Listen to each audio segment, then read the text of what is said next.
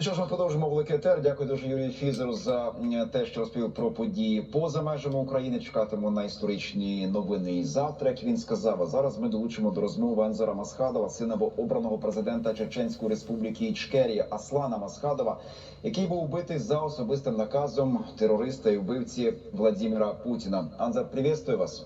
Здравствуйте, добрый вечер.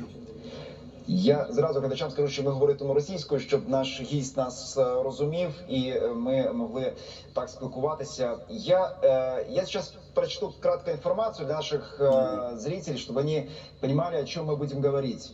Сьогодні Верховна Рада України визнала Чеченську республіку Ічкерія, саме так вона правильно називається, тимчасово окупованою Російською Федерацією і засудила геноцид чеченського народу.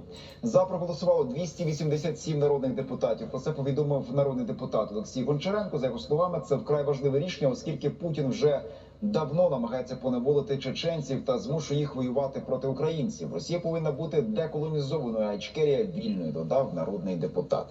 Анзор, я вот о чем спрошу. Насколько это важно, вот это решение украинского парламента? И что за этим может последовать, пожалуйста? Знаете, я в первую очередь хочу поблагодарить всех тех, которые участвовали в этом, продвигали этот проект, поблагодарить Верховную Раду, которые добились этого.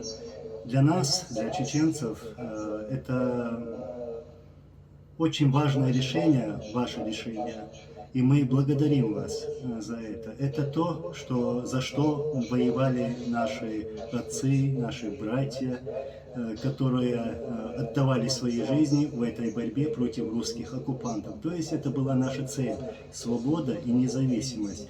Такая же цель есть у всех народов, чтобы жить свободно, радоваться жизни и жить независимо. И сегодня вот этот шаг, как я сказал, он очень важен. Вот, это первый шаг. Но после этого мы должны продолжать вот эту борьбу, добиваться других успехов, потому что каждый успех – это наша победа, это наша общая победа. Я еще один вопрос поставлю. Удалось ли вам связаться, возможно, пообщаться сегодня и с теми бойцами, представителями чеченского народа, которые сегодня с оружием в руках вместе с вооруженными силами Украины, представителями других разных народов в батальоне имени шейха Мансура, если не ошибаюсь, воюют против России, потому что у нас общий враг. Если вы общались или переписывались, возможно, как они отреагировали на это? Придает ли это еще больше сил в этой войне им именно? Пожалуйста. Знаете, сегодня эти бойцы, наши батальоны, то есть там в Украине сегодня несколько батальонов, которые воюют против русских оккупантов. Я с ними сегодня общался, я их знаю лично, когда ездил в Украине, познакомился с ними, с бойцами батальона имени Джохара Дудаева, а также имени шейха Мансура. То есть я хочу сказать, что все радуются этому, все чеченцы радуются.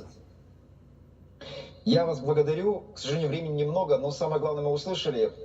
Вместе победим. Анзор Масхадов, сын обраного президента Чеченської республіки Ічкерія Аслана Масхадова, який був убитий за наказом Владимира Путіна, як багато інших людей, як, до речі, і Джохар Дудаєв, і багато інших борців за свободу Чечні. Як, до речі,